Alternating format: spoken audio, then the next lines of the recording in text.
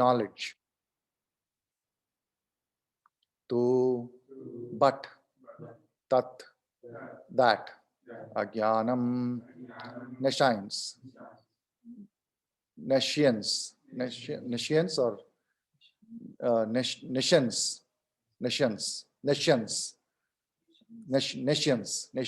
yes, nescience. Yesham, whose, nashitam, is destroyed. Atmanaha, of the living entity. Tesham, there. Adityavat, like the rising sun. Jnanam, knowledge. Prakashayati, discloses. Tat Param, Krishna consciousness.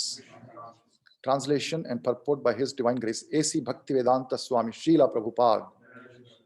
Translation: when, however, one is enlightened with the knowledge by which nescience is destroyed, then his knowledge reveals everything as the sun lights up everything in the daytime.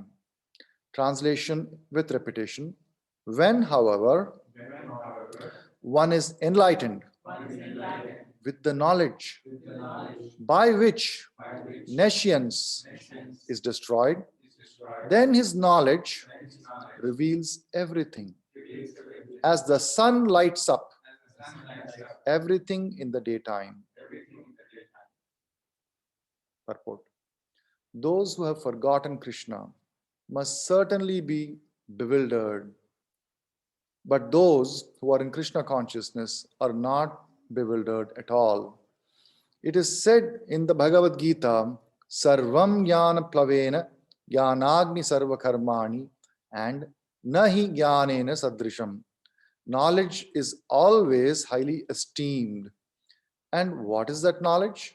Perfect knowledge is achieved when one surrenders unto Krishna, as is said in the 7th chapter, 19th verse, Bahunam Janmanam Ante Jnanavan Mam Prapadhyate. After passing through many, many births, when one perfect in knowledge surrenders unto Krishna, or when one attains Krishna consciousness, then everything is revealed to him, as everything is revealed by the sun in the daytime. The living entity is bewildered in so many ways. For instance, when he unceremoniously thinks himself God, he actually falls into the last snare of nescience. If a living entity is God, then how can he become bewildered by nescience? Does God become bewildered by nescience? If so, then nescience or Satan is greater than God. Real knowledge can be obtained from a person who is in perfect Krishna consciousness. Therefore, one has to seek out such a bona fide spiritual master and under him learn what Krishna consciousness is, for Krishna consciousness will certainly drive away all nescience as the sun drives away darkness. Even though a person may be in full knowledge that he is not this body but is transcendental to the body, he still may not be able to discriminate between the soul and the super soul. However, he can know everything well if he cares to take shelter of the perfect, bona fide, Krishna conscious spiritual master. One can know God and one's relationship with God only when one actually meets a representative of God. A representative of God never claims that he is God, although he is paid all the respect ordinarily paid to God because he has knowledge of God. One has to learn the distinction between God and the living entity. Lord Sri Krishna, therefore, stated in the 2nd chapter, 2.12, that every living being is individual and that the Lord is also individual.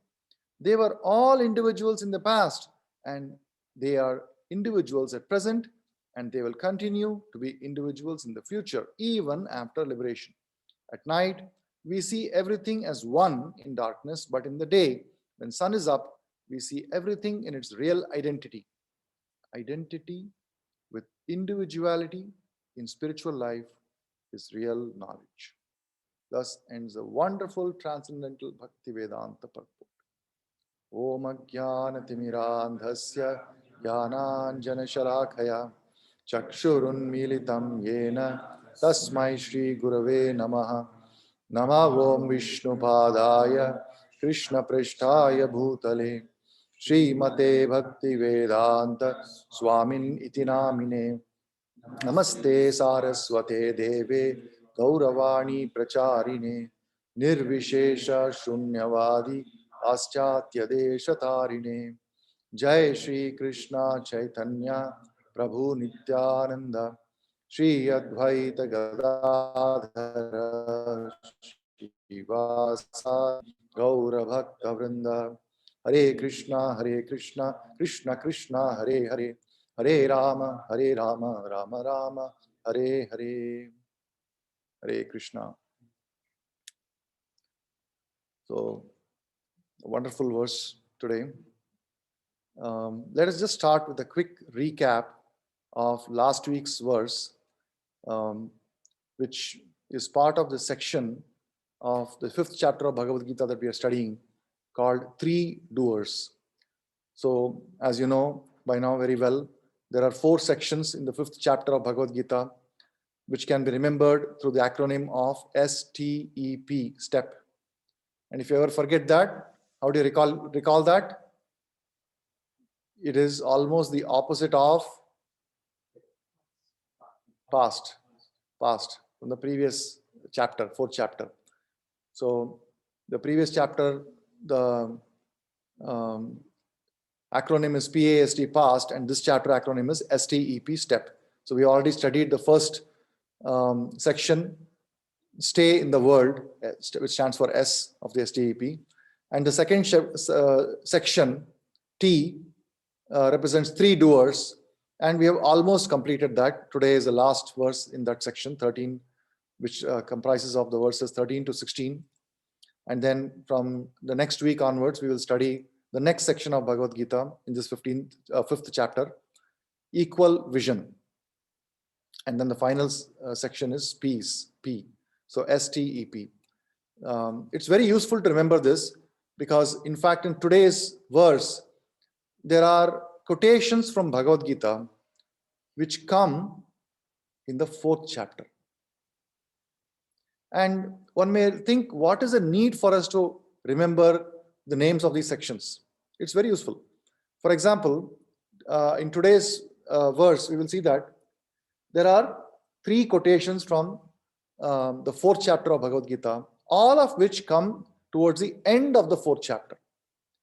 And that comes under the section with the acronym of T, P-A-S-T, T.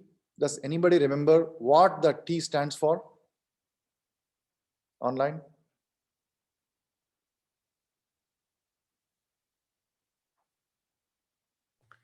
Transcendental activities of Krishna. Transcendental activities of Krishna. Not exactly. Anybody else?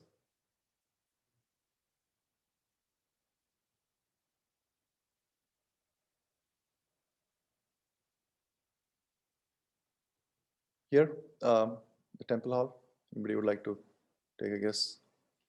What does the T stand for? Transcendental knowledge. Transcendental knowledge. Partially correct. Very close. Glories. Yes, glories. The glories of transcendental knowledge.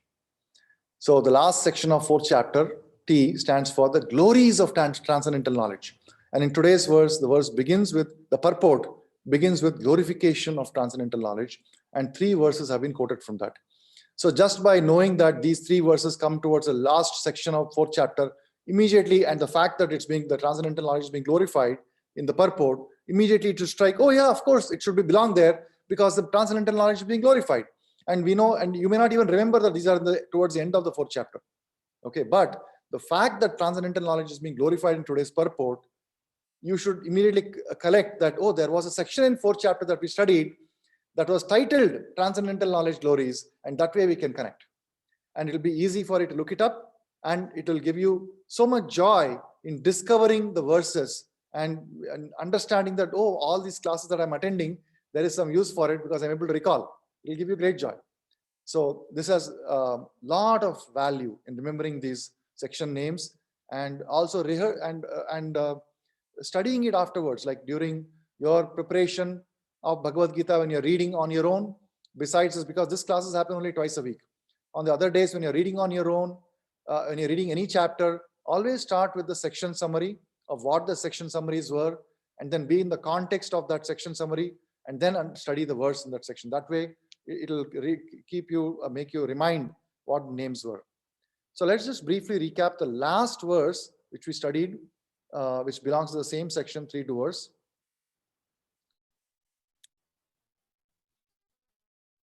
The verse was Nadshya chit papam nachaiva sukritam vibhuhu agyane nenavritam yanam tena muhyanti jantavaha.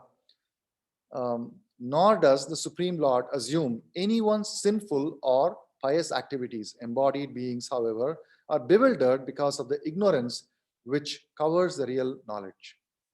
And if you see in this verse, it's actually a continuation from the previous verse before this, where also there was discussion about the 2 types of masters within the body, the city of 9 gates.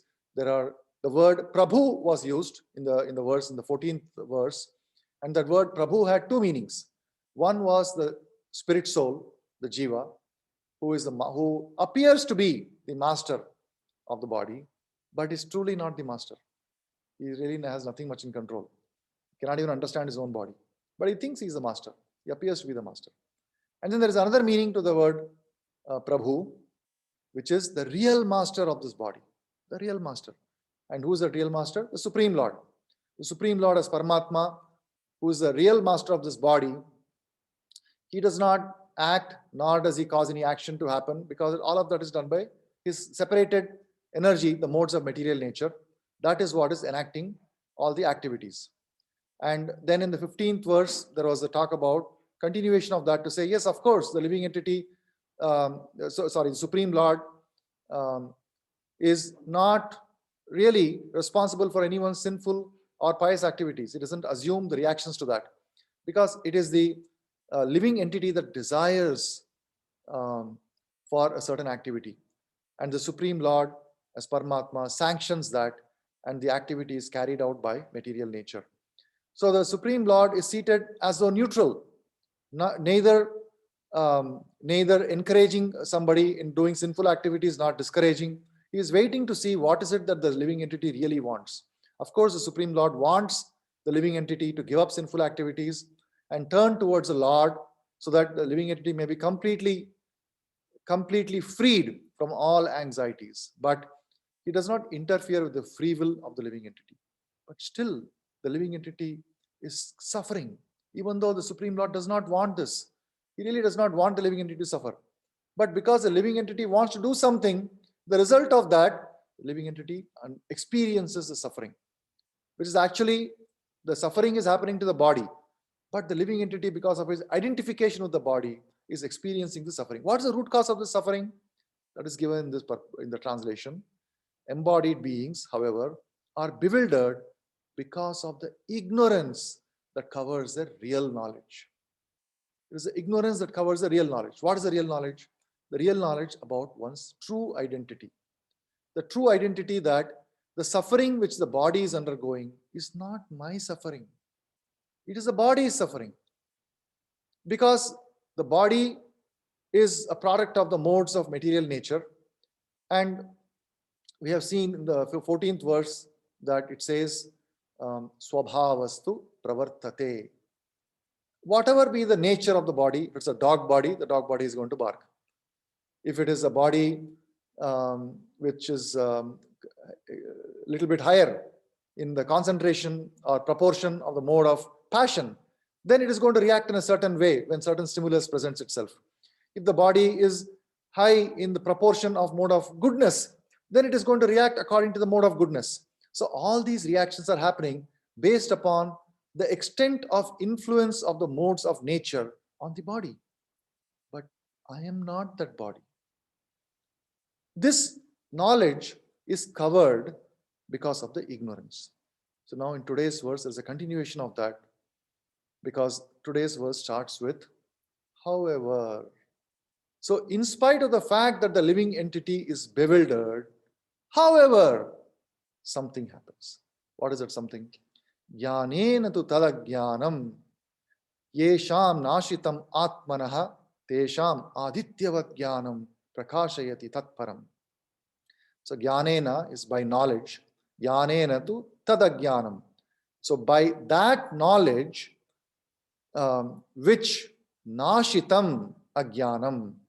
So that knowledge which destroys the nescience, ajnanam, which destroys the nescience, that knowledge, when that knowledge enlightens the person, then what happens? Then this knowledge, which is described as adityavat jnanam. Why is it described as adityavat jnanam? Because prakashayati tatparam. Just as when the sun rises in the morning, the sun lights up everything. You don't have to put a separate torchlight for some area, because when the sun lights up, everything is visible, right? It is not that the sun lights up only one small area. In other areas, you have to put separate torchlight. It is not like that. Sun lights, when the sun rises in the sky, everything becomes visible.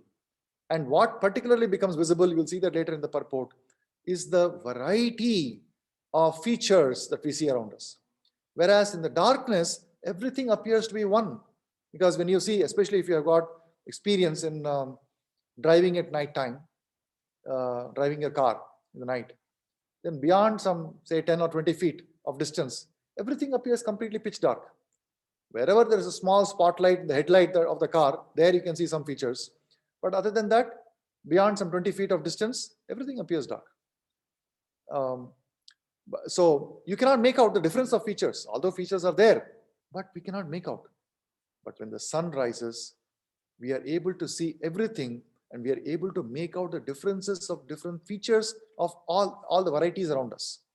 So this knowledge and this unique feature of the sun is, that analogy is being used to illustrate the power of this pure knowledge by which nescience is destroyed. And when that happens, then everything becomes clear. Particularly, what becomes clear is, what is my identity? What is my, who am I? And why am I suffering? So all these things, they become clear. And because they become clear, that covering which is of this, of the real knowledge is removed. And once the real knowledge is received, then that suffering goes away, the sinful reactions go away. So all the suffering that we have studied in the previous verses, they all go away. So it's a very, very powerful impact of this knowledge. So let us see a little deeper into what the purport says. So the first part of the purport is talking about the glorification of this transcendental knowledge. So we just saw how the impact of this knowledge, how it is compared to the sun. When it rises, everything is cleared up. So what are these three verses that are being quoted here? So Prabhupada says, those who have forgotten Krishna must certainly be bewildered, but who are in Krishna conscious are not bewildered at all. It is stated in Bhagavad Gita, Sarvam Jnana Plavena, Jnanagni Sarva Karmani, and Nahi Jnanena Sadrisham. Knowledge is always highly esteemed. So those who have forgotten Krishna, of course, Krishna bhuliya jiva bhoga vancha kare, nikatiya, nikatastha maya dhare, jhapatiya dhare. Nikatastha maya dhare, jhapatiya dhare. Nikatastha maya, I think that word, I'm not quite sure what that word is. Pashite maya. No, after Pashite maya, there is one more word. Okay, so basically a person who has forgotten Krishna, what happens? He becomes vulnerable to attack by Maya. And that vulnerability is not simply a theoretical vulnerability. Maya is always nearby, waiting to attack. As soon as he forgets Krishna, immediately he is in Maya. Instantly he is in the he is in the clutches of Maya. There is no moment of gap. It is not simply a vulnerability that, okay, he is vulnerable, but he's surviving. It is not like that. The moment he is forgetting Krishna, instantly he is under the clutches of Maya. There is no in-between state. There is no state that says, okay, I'm not with Krishna, but I'm not yet with Maya. There is no such state. Either you are with Krishna or you are with Maya. Therefore, it is Boolean. If you are with Krishna consciousness, if you are in Krishna consciousness, then there is no bewilderment. One is not falsely identifying the body or the expansions of body or the suffering inflicted upon the body. Therefore, there is no bewilderment. There is a person is sober, dhira. Dhiras tatra na muhyati. Dehino asmin yatha dehe kaumaram yauvaram jara tatha dehantara prapte dhiras tatra na muhyati. This dhira person, a sober person, is not such changes that happen to the body, but a person who has forgotten Krishna, who is under the clutches of Maya, is identifying with the body and is definitely bewildered whenever the body changes, not just at the time of death, but throughout our life, our body is changing. And as the body is changing, the relationship with the body also changes. The relationships, the expansions of the body, they also change and they cause constant bewilderment. At the time of youth and young age, Kaumaram, Yauvaram, at these ages, there are certain kinds of relationships that people naturally have towards us because we are young, we are energetic, full of potential.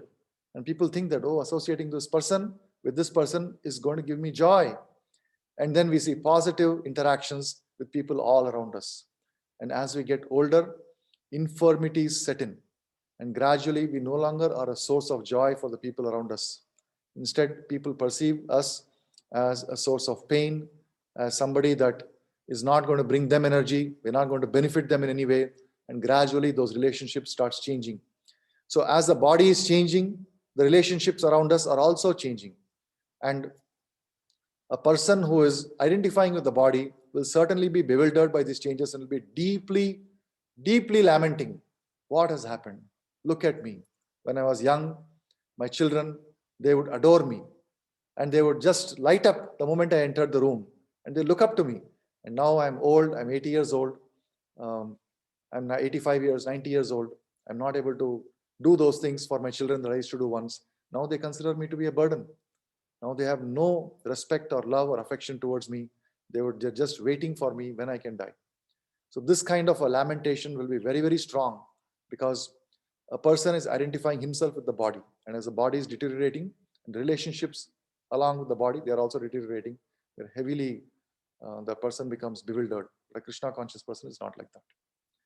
And so these other quotations from Bhagavad Gita, Sarvam Jnana Plavena, let us see that. So in the fourth chapter, the last section, Transcendental Knowledge Glories, the first verse is quoted as Apiched asipapebhyah sarvebhya papakrittamaha sarvam jnana plavenaiva vrajinam santharishyasi. Even if you are considered to be the most sinful of all the sinners, apiched asi papebhyah sarvebhya papakrittamaha, that is superlative, the most abominable of all the sinners. Sarvebhya papakrittamaha sarvam jnana plavenaiva. When you are situated in the boat of transcendental knowledge, then what happens? You will be able to cross over the ocean of miseries. So no matter what is the quantity of the sin that one has committed, whatever may be the quantity, all of that can be simply burnt to ashes by the boat of transcendental knowledge. And then the next verse that Prabhupada is quoting, Yanagni sarva karmani. Yathaidhamsi sammiddho agnir bhasmasat kurute arjuna. Yanagni sarva karmani bhasmasat kurute tatha. This is the immediate next verse. The previous verse was 4.36. And this verse that Prabhupada is quoting is 4.37. As a blazing fire turns firewood to ashes, O Arjuna, so does the fire of knowledge burn to ashes all the reactions to the material activities.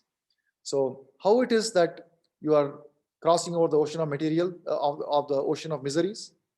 Because the sinful reactions, and the sinful reactions we have studied, they can be at different stages. Some sinful reactions we are experiencing currently. Some sinful reactions we are about to experience. Some sinful reactions, they are bottled up, they are kept. They won't even come to us in this lifetime. They are kept for future lifetimes. All these categories of sinful reactions, whether it is currently we are suffering, or something we are about to suffer, or something that is kept in storage for future lifetimes, all of that is simply burnt to ashes by transcendental knowledge. And then Prabhupada quotes the next verse immediately after that also. Nahi jnanena sadrisham pavitram iha vidyate tat swayam yoga sam siddha kalen atmani vindati. So Prabhupada is quoting jnanena sadrisham. So these keywords that Prabhupada is quoting, they are the key important keywords by which we can index these verses in our head. Sometimes when you are not able to recall, or if you want to remember some important verses, it is useful to remember keywords. If you want to say, where does Krishna say that there is nobody greater than me? Where does Krishna say that? Which verse does he say? No, that is saying that everything emanates from me. Where does he say that there is nothing greater than me? Matta parataram nanyat. Kinchidasya dhananjaya. Matta parataram. Nothing greater than me. Right? So there are some keywords. And then around that you can recall the remaining part of the verse. So these three verses that we have studied in the 4th chapter, look at the keywords that Prabhupada is identifying. So in the 36th verse of the 4th chapter, he is identifying Sarvam Jnana Plavenaiva. Sarvam Jnana Plavenaiva. So Jnana Plavenaiva is the boat of transcendental knowledge. So what happens to the boat of what does the boat do? It takes you to the other side. So we are in the ocean of miseries. Ordinarily, boat cannot cross the ocean. Normal boats cannot cross. It has to be a really big boat, and it has to be driven by an expert captain, is it not?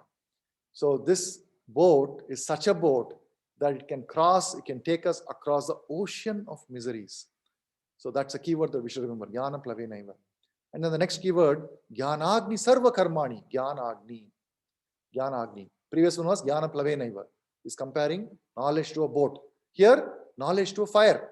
Just as fire burns everything to ashes, Jnanagni Sarva Karmani. And Karmani here, it is not work, it is a result of the work. That's what we have to remember. Because look, the power of transcendental knowledge, we sometimes don't fully appreciate what it is. That's why we don't take it seriously. Let us say that, or we get hurt, right? Somebody falls down, or maybe accidentally you suffered a burn. When you're cooking something, spluttered and you got burned, immediately we have a lot of faith in the medicine that we apply.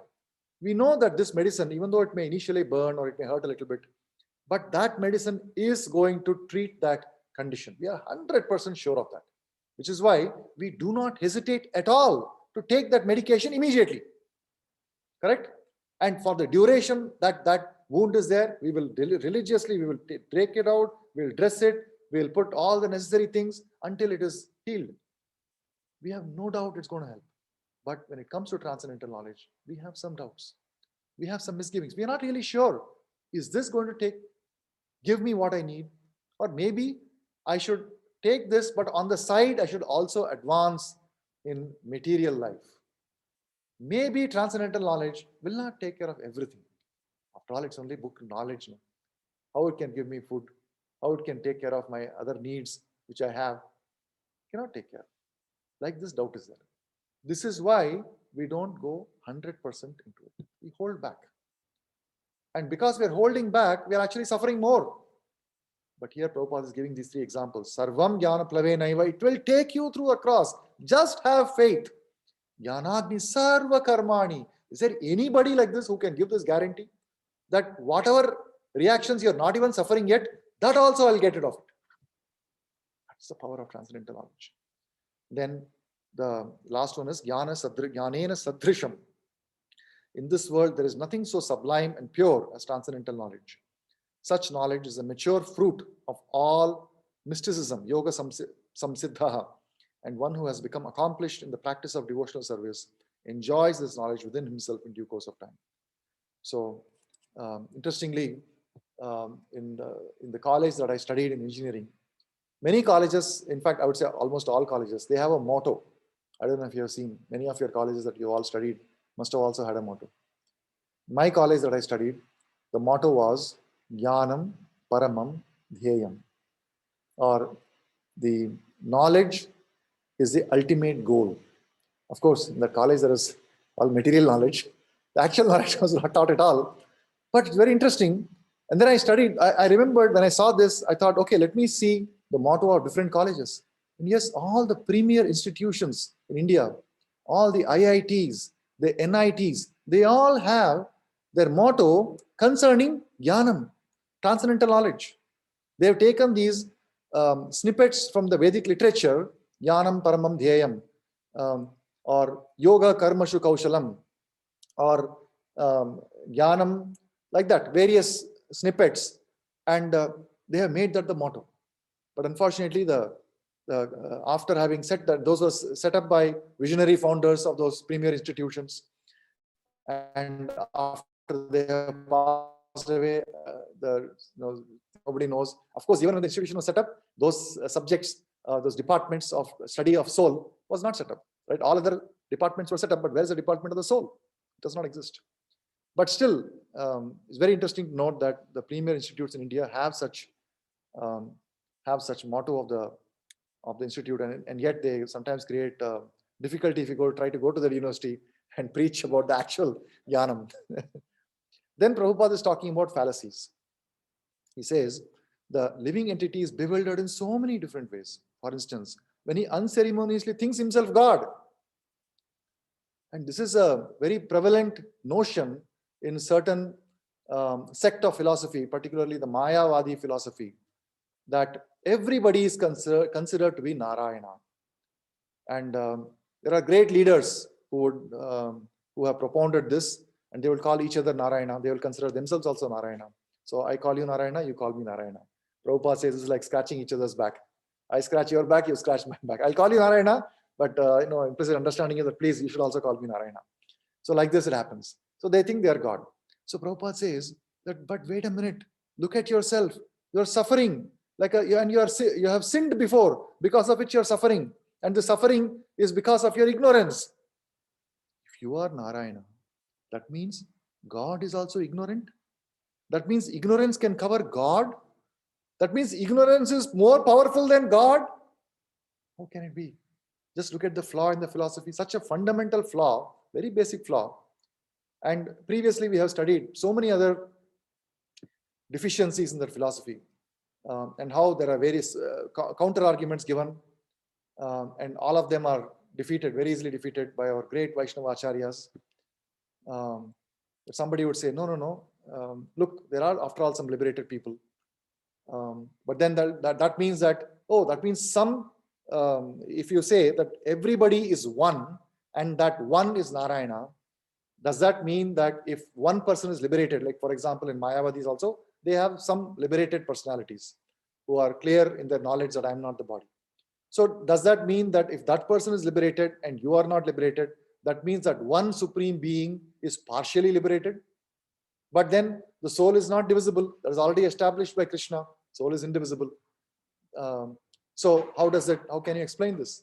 Like this, there are so many fallacies in the argument that I am God or that all of us are one.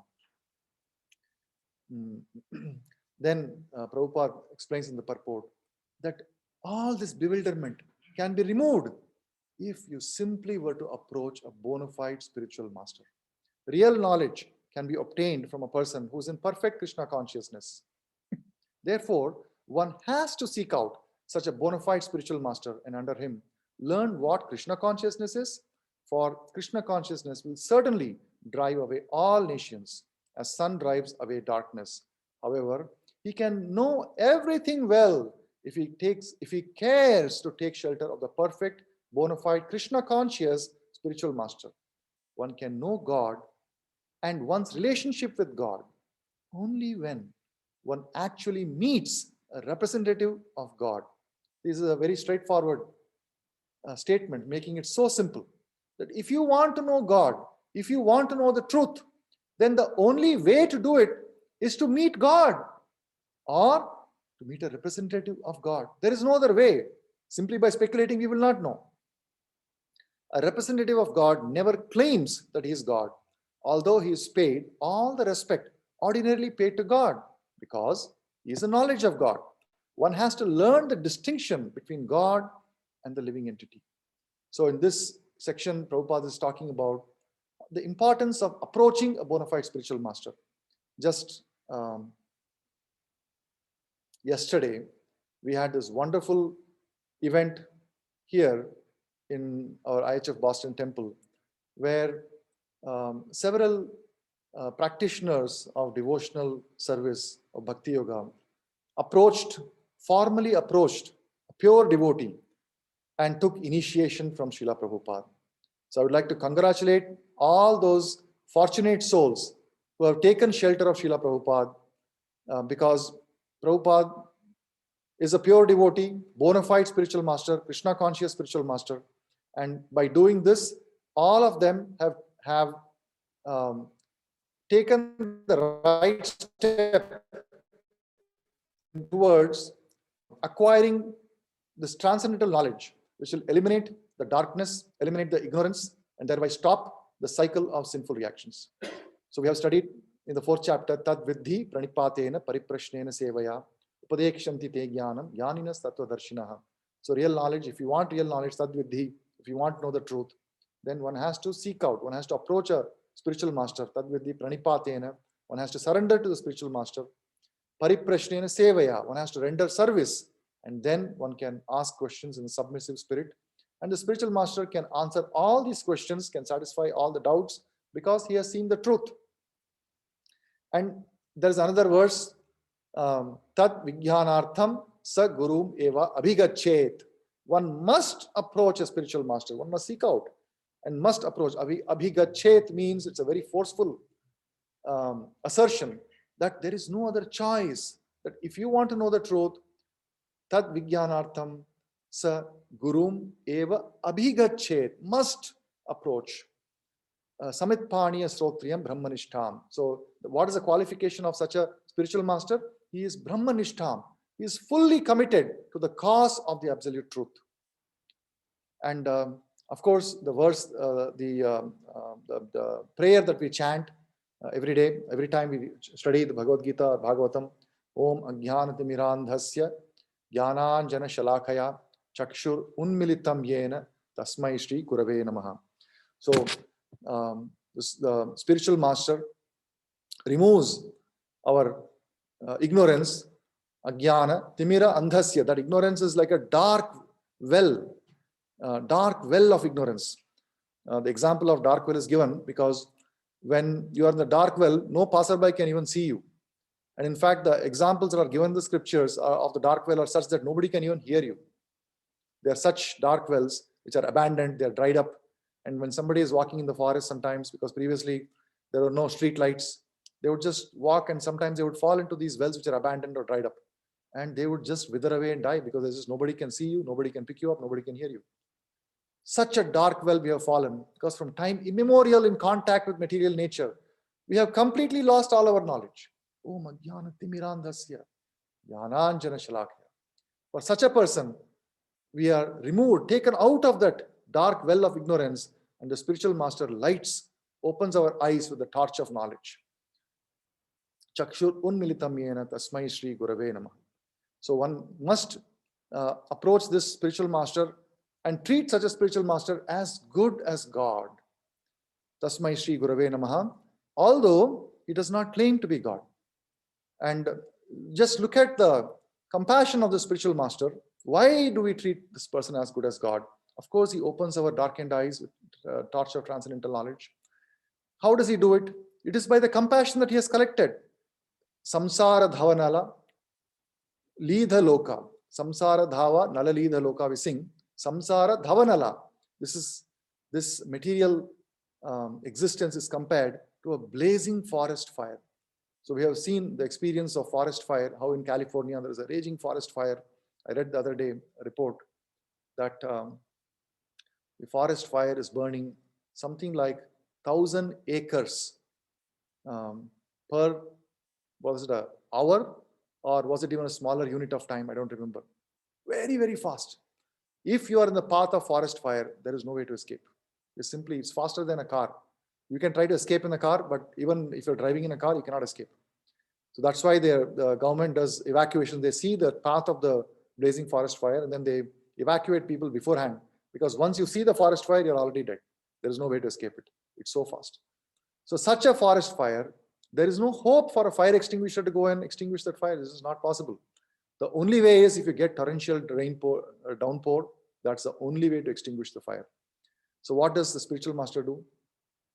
Just as the clouds collect water from the ocean and then they pour that water in the forest fire, and that's the way the forest fire gets extinguished. Similarly, the spiritual master collects the mercy from the Supreme Lord and then pours that mercy onto us. He collects that mercy and gives it to us. Tranaya karunya ghana ghanatvam praptasya kalyana. So this mercy that is obtaining from the Supreme Lord, he gives it to us. And such a spiritual master, Gunarnavasya, he is an ocean of good qualities. Such a spiritual master, I often say, because he's so merciful and so compassionate.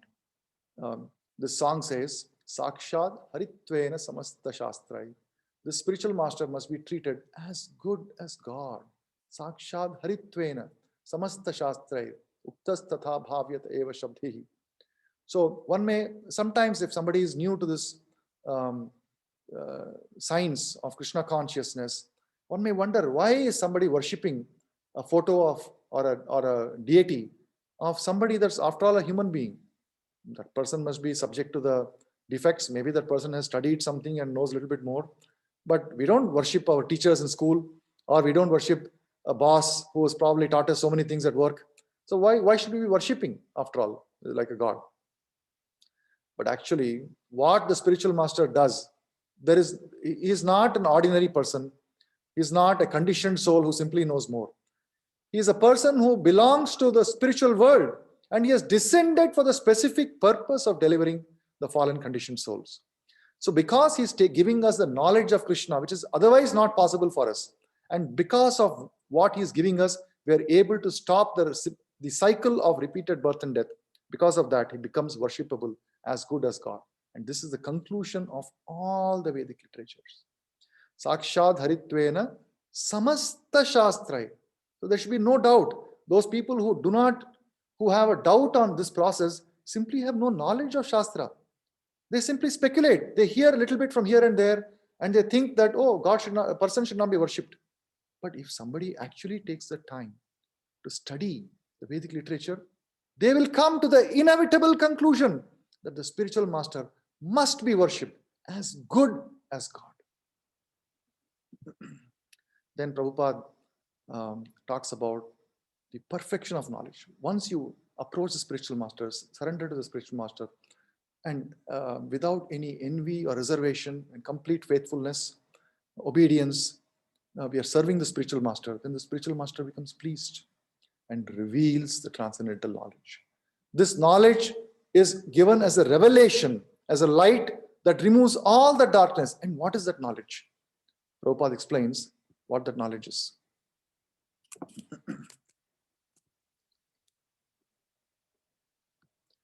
The perfect knowledge is achieved when one surrenders unto Krishna. As is said in the 7th chapter, 19th verse, Bahunam Janmanam Ante Jnanavan Mam Prapadyante.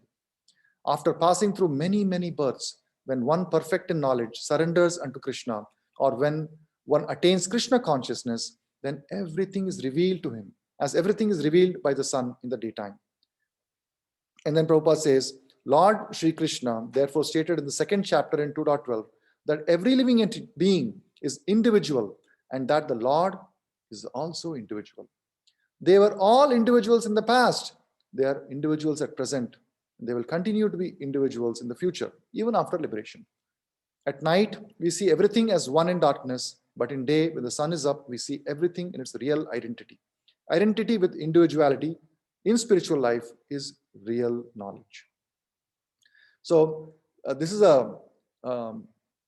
in the Vaishnava Sampradaya, it is one of the most striking features of the transcendental knowledge that is imparted by the Acharyas in the disciplic succession in the Vaishnava Brahma Madhva Gaudiya Sampradaya, or even other Vaishnava Sampradayas, to bring out this knowledge of our relationship and our identity as having a distinct individuality, and to establish without any doubt the individuality of the Supreme Lord, and also our relationship with that Supreme Lord.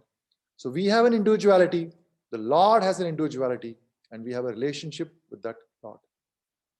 So this knowledge, which to us has become very easily accessible because we have been studying, somehow or other we are very fortunate to come into touch with Srila Prabhupada. And therefore it appears to us that why is it that this is being emphasized page after page? It is because in fact the majority or the predominant philosophy in the entire world, even those who are not the followers of the Vedic custom, the predominant philosophy is that everything is one. That God may exist, but does not have a personality. This is the predominant philosophy, which is why it is very, very important for us to recognize the individuality of the Lord. Without understanding the individuality of the Lord, there's no questioning the Lord. How can you serve somebody or something or some power that does not have an individuality or personality? The very term service means individuality. The very term loving devotional service. If you want to love, that means there has to be a person. So the whole path of devotional service, of the goal of achieving the ultimate goal of Krishna Prema, cannot be achieved unless we have complete and irrevocable faith that Krishna is a person. So this is a very important aspect of transcendental knowledge, that we have an identity, Krishna has an identity, and we have a relationship in that identity. And Prabhupada is quoting this verse 2.12, Natvevaham jatunasam natvam neme janadhipaha nabhutana bhavishyamaha sarve vayam ataha param. So in the purport of this verse, Prabhupada establishes that in this verse is a verse where in the very beginning, because this verse coming 2.12, as soon as Krishna becomes a spirit, takes the position of spiritual master, and Arjuna is surrendering, Shadhimam Tvam Prapannam, that is 2.7. In just 5 verses, first Krishna chastises him a little bit, and then immediately establishes this information about the plurality of living entities, Natvevaham jatunasam. And particularly Prabhupada stresses on the word Vayam. Vayam means we. So we all are distinct. Natvevaham, neither there was a time when you did not exist, nor these kings, nor I. They were always existing in the past and will continue to exist in the future. So it means that surely some of them at least should be liberated, correct? So if there is a mass of kings present in the battlefield, is Krishna saying that what is that, crores, 64 crore soldiers that were present in the battle of Kurukshetra, that in their entire eternity in the future, none of those 64 crore living entities will ever get liberated? No. Definitely some of them will get liberated. But he's saying that they will remain individuals. So that proves, Prabhupada takes that specific example to show that even after liberation, identity remains, individuality remains. And that is established without any doubt by Krishna so early in Bhagavad Gita. There is one very interesting verse in Bhagavatam, then I'll stop and see if you have any questions, which is also giving the example of the sun. Of course, today's verse, there is an analogy of sun given. Advaita Vaj, Advaitavat, like the sun. So this verse in Bhagavatam, it says, Sankirtyamano Bhagavananantah Shrutanubhavo Vyasanam Hipumsam Pravishya Chittam Vidunoti Ashesham Yatha Tamo Arka Brahma Ivati Vataha. So this verse, Sankirtyamano Bhagavan Anantaha, when people properly glorify, properly chant the glories of Bhagavan, Sankirtyamano Bhagavan Anantaha, who is unlimited Supreme Lord. So he has got unlimited glories. When people properly glorify, when somebody truly glorifies the Supreme Lord who is unlimited, then something magical happens. What happens? Pravishya Chittam Vidunoti Ashesham. Pravishya Chittam, the Supreme Lord enters into the heart, and Vidunoti Ashesham. Ashesham means complete. Shesham is partial. Ashesham is complete. Vidhunoti, Ashesham, completely cleanses the heart. How he cleanses the heart? Yatha tamo arka. Just as the sun destroys the darkness. Yatha tamo arko. So just as the sun destroys the darkness, similarly, the Supreme Lord enters into the heart and completely cleanses the heart. And then in the same verse, there is one more analogy. Abhrama ivati vataha. Vataha is wind. You studied, right? Ayurveda, vata, pitta, kapha. So vata is wind. Ivati vata. Abhrama ivati vataha. Abhrama is cloud. Just as a cloud is dispersed by a strong wind. Iva ati. Ati is strong. So ativataha, strong wind. You can say cyclonic winds. Or when you have a depression, you've got a lot of strong winds going on, right? So the clouds are simply dispersed. So when there's a strong wind, the clouds are dispersed. When the sun rises, the darkness is dispelled. Similarly, when the Supreme Lord, glories of the Lord, when we are properly describing the glories of the Lord, and we are just as by hearing Bhagavatam class, by hearing Bhagavad Gita. So what happens is that Supreme Lord enters into our heart and cleanses and removes all the ignorance. So this is a very nice example given in Bhagavatam. This is in the 12th canto, 12.48. 12.12.48. So there is one more very interesting, this is the last reference I would give, and then I'll stop. This, there is a very nice book, which many of us may not have read, but it's a very interesting book, very different from all of the Prabhupada books. This book is called Light of Bhagavata. Light of Bhagavata. If you have access to this book, I would strongly recommend you to read this book. It is very different from all other books.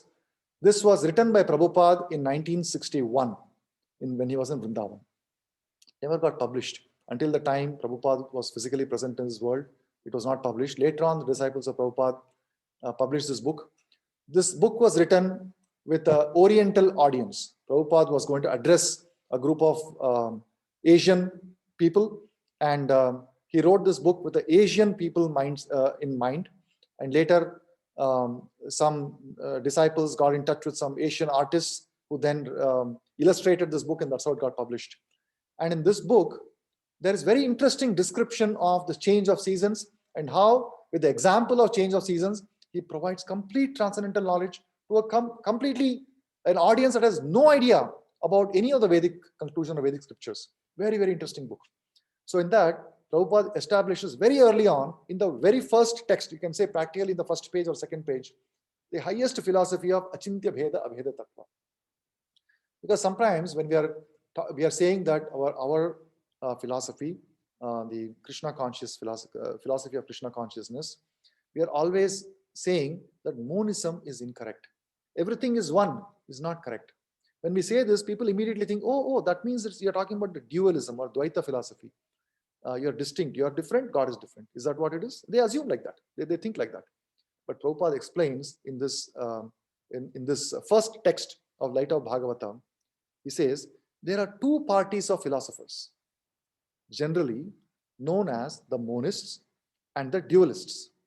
The monist believes in the oneness of the absolute truth and the living entity. But the dualist believes in the separate identities of the living being and the absolute truth. So monist believes everything is one, and the dualist believes that they are different.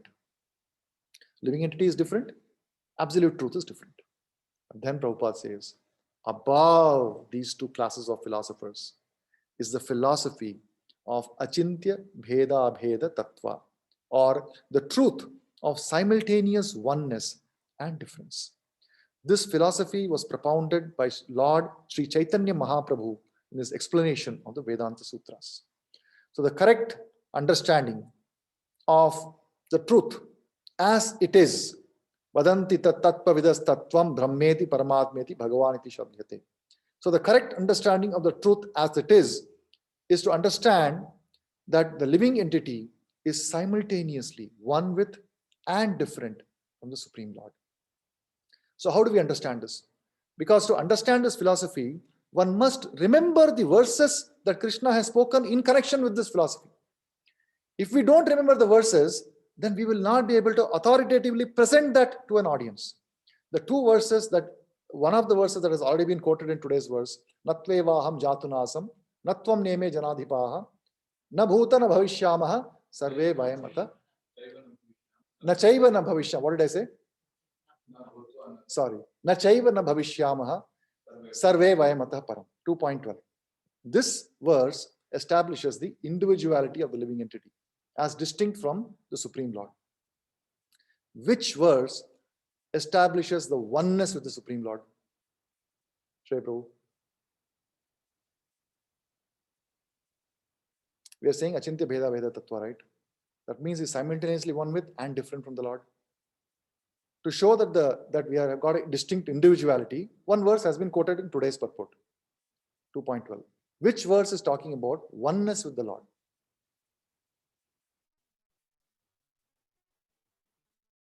Can you remember anything? Jagannath Tirtha Prabhu.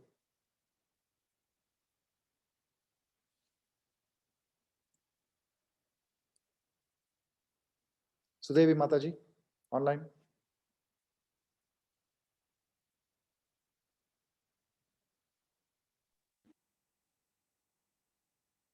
Yes, Prabhu, no idea. Prabhu.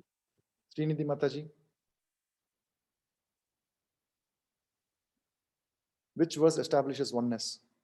Because if you are saying Achintya Bheda Bheda, it is simultaneously one and different. Both should have been spoken by Krishna at some point.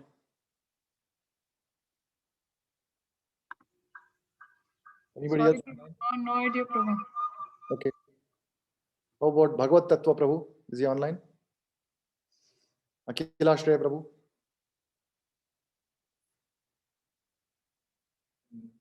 Anybody else online?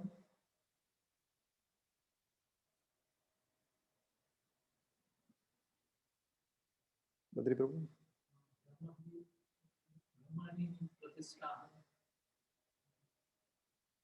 Pandran Prabhu? 14.2. What is it? Okay, can you please see what is 14.2? Because my index is not by that. I don't want to say right or wrong until I hear that. Because I don't remember the verse number which I am about to quote.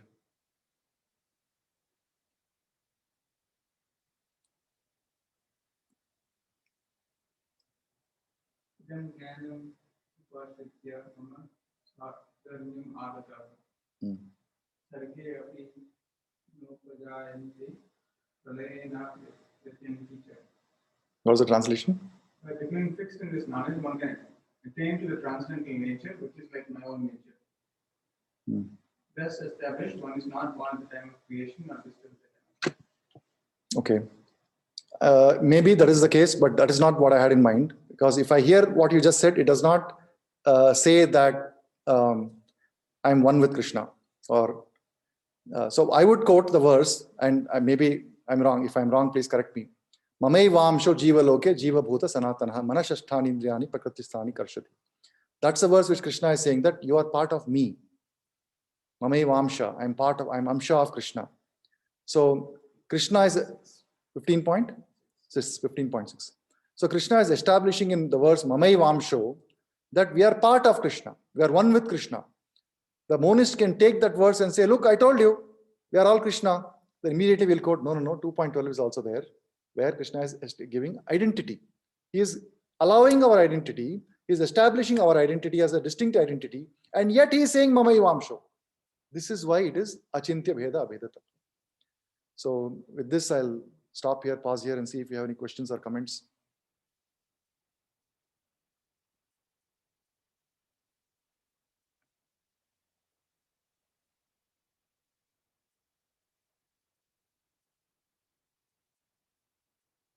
The most important part in this section of 3 doers is to understand that I am not the only doer, or I'm not the doer at all. I am simply desiring, and the desires are comprehended or are caught by Paramatma in the heart, by Super Soul. The Super Soul sanctions the desires, and those desires are carried out by the material nature. So these are the 3 doers that is being talked about in these 4 verses. So if there are no other questions, I would request all of you to come on the camera. Yes, Prabhu. Prabhu, is there any announcements? Okay, I'm just going to go on mute and allow Prabhu to make some announcements.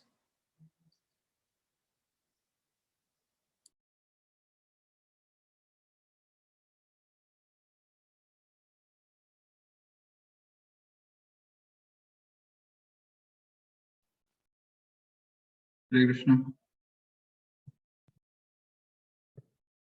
Hare Krishna. Hare Krishna, Prabhu. Hare Krishna. So this for Janmashtami, unfortunately we ran out of time before we could come up with ideas, and all our thinking souls have been thinking. And so what we'll do is, as you would have seen the poster, if you have not seen, there is a poster which is shared in Journey to Janmashtami and Bhagavad Gita group, saying that we will have activities. Now, one thing is to participate, the other thing is to encourage people to participate. So I'll just share my screen with some of the posters, and we will share that. Actually, I sent it to Prabhu Balram Prabhu, but I think by the time he had started his class. So let me just show you.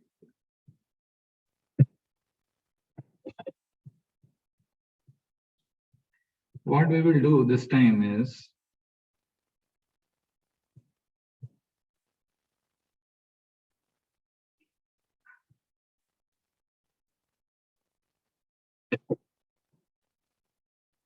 can you see my screen or not yet?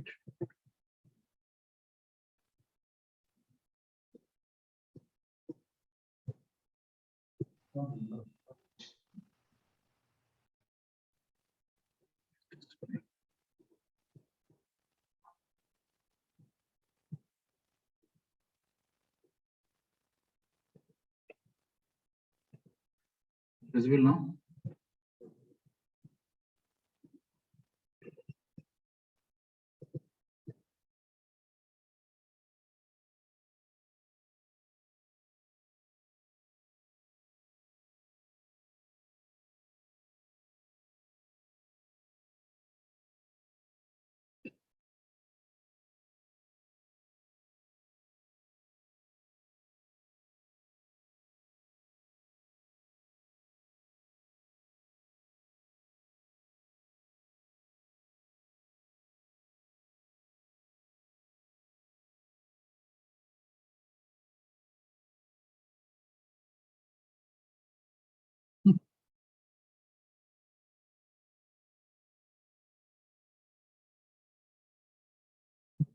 So this year what we will do is, now that we have got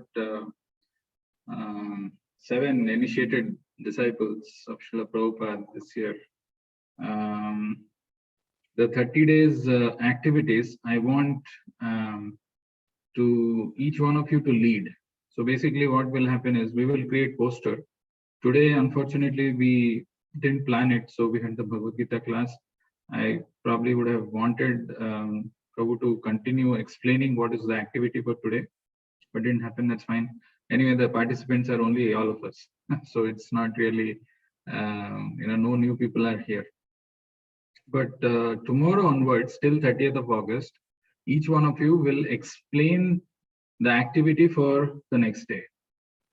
So let's say today's activity is actually offering Tulsi, and I'll share a poster right now at 9 o'clock and ask people to submit their entries by tomorrow 5 p.m. or 6 p.m., something like that. And the people who are participating in all the daily activities every day till Janmashtami, they'll get some special prize on the day of Janmashtami.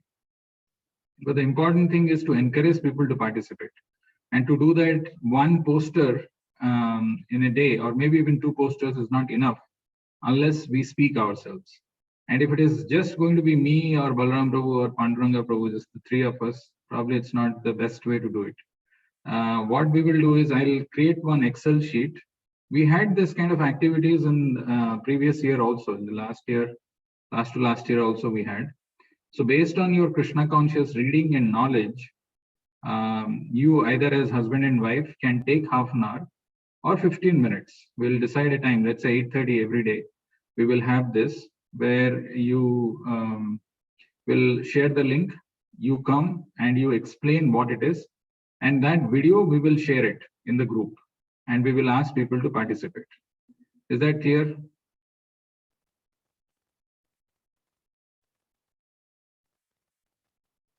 Bhagavad Tattva Prabhu? He is not.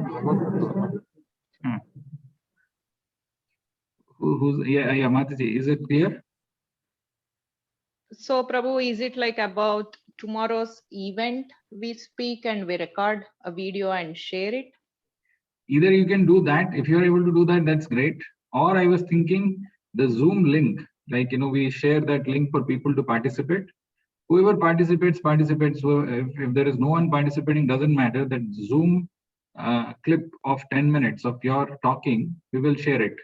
Why they should participate? You should give us, not just you, all of you should find out from the scriptures, have some PPT, quickly summarize why that activity is important. Like, for example, today's activity is offering Tulasi to the Lord or growing Tulasi. So find out something from the scriptures and see what are the benefits of offering Tulasi. Very crisp. And just do that and we will put those videos. You also circulate those videos amongst your contacts, and that way we can increase the participation of people for Janmashtami activities. Is that clear? Not clear?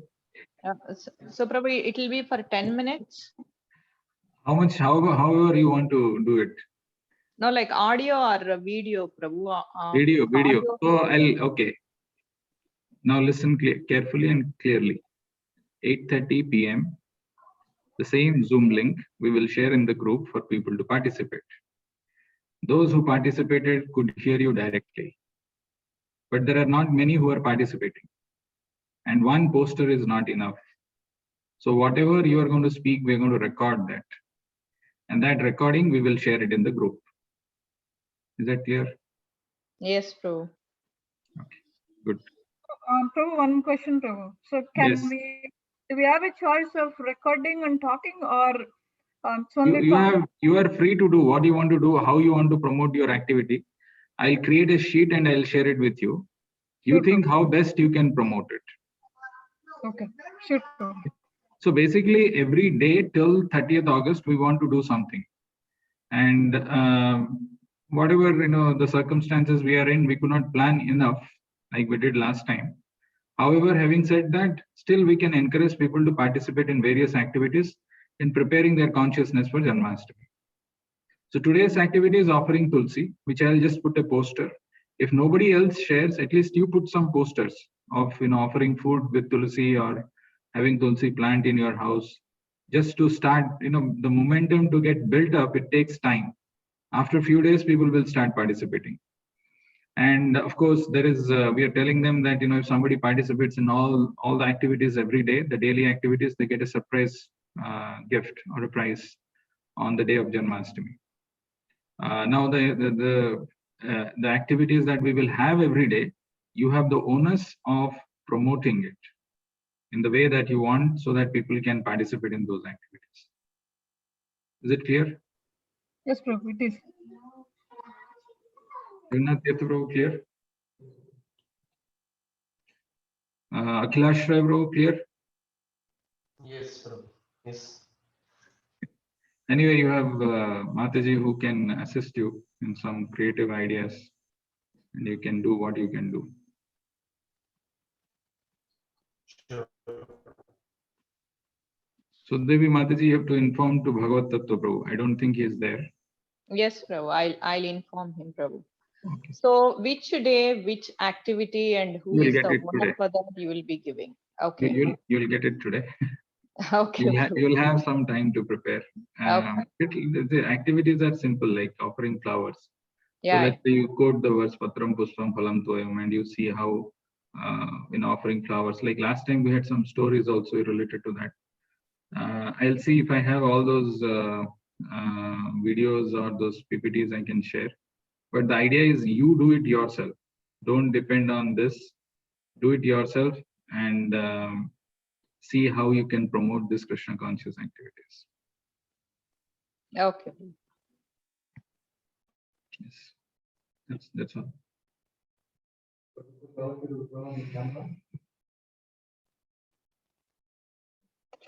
I request all of you to kindly turn on your camera.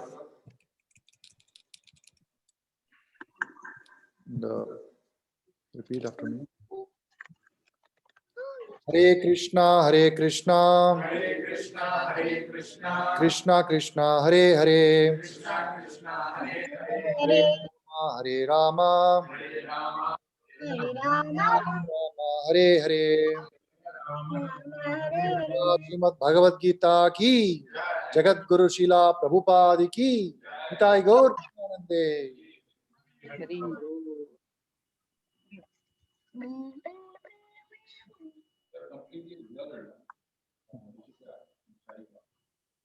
There's some